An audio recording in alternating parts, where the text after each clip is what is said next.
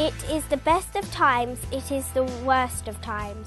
We live in an age of comfort, convenience and promise.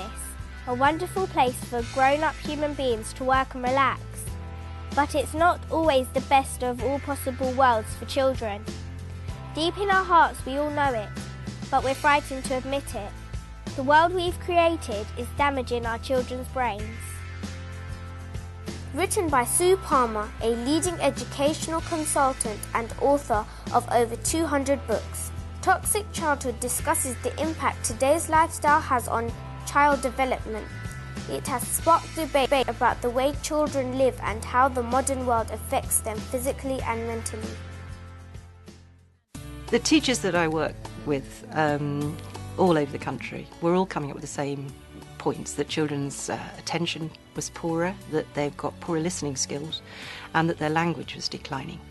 There's a lot more of what you call the developmental conditions, ADHD, high-functioning autism, dyslexia and so on. These are all to do with children's development and they're not happening on schedule. So I began to wonder, could these various cultural side effects that we've got from all the changes that have happened in the last 20 years, could we have created a culture in which development is hindered in some way? The research that I did, in the end, I broke it down into 10 areas. There was diet, lack of play, lack of sleep, difficulties with communication because children's talk isn't being developed as well as it was, family changing and childcare changes, and indeed many changes in education, which is getting much more pressurised for young children. But then you got into the area of growing up in an electronic village, and that affects children through marketing influences, but also because they're spending more time in the electronic village, many of them, than they spend in real life encounters, not getting first-hand experiences. And then there's been changes, huge changes in parenting. Now, all of these swirl together. It's not as if you can point the finger at one thing and say, well, that's the cause. I mean, there were certain things, I think, that came out as being specifically implicated in almost every chapter.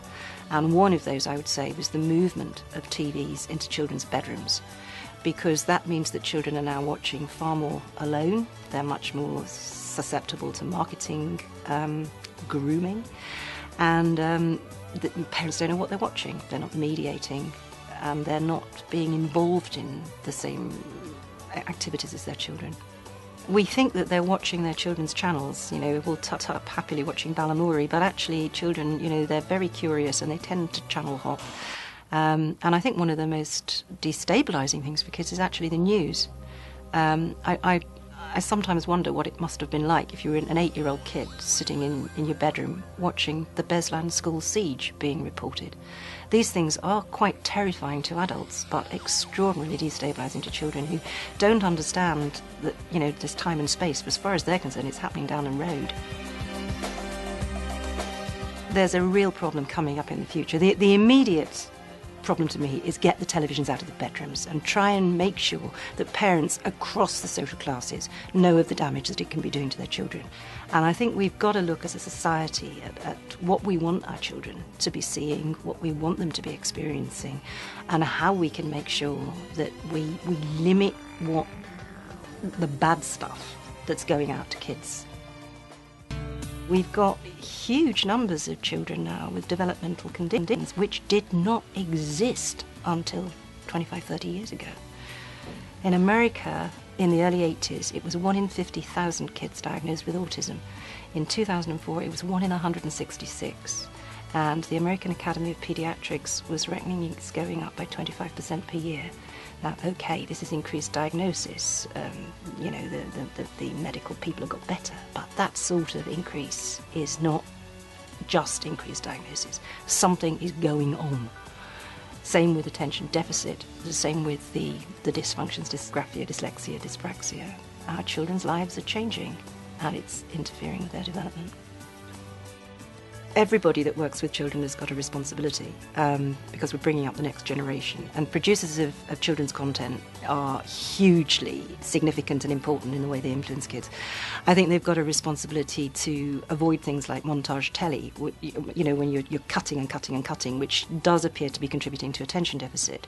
I think you've got a responsibility in terms of the content of programming, and I think there's a huge responsibility not to send them off on some sort of website treasure hunt where they're clicking from one website to another and you're just moving them from one type of passive sedentary entertainment to another.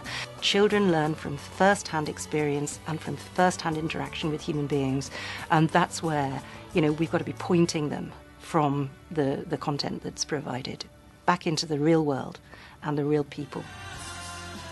The old saying of it takes a village to raise a child is true, and it's not just done in the family, it's done by the whole community. But this is the first generation that's grown up full-time, 24/7, in an electronic village. A very, very different village from any village that's ever existed before. We've got to make sure that there's real responsibility in terms of looking after the vulnerable, and the most vulnerable of the lot are the kids. We've got to get back to real food, real play, real interaction and first-hand experience. If we don't do that, I think we hazard the development of children's brains. We are the same creatures that we have been for millennia. We need the same basic experiences in early life in order for the brain to develop the neural connections to happen that are going to make us able to function and able to become the civilized, sophisticated creatures that keep this show on the road. Now, if we are denying our children those experiences, well, they might not be bright or balanced enough to keep it going.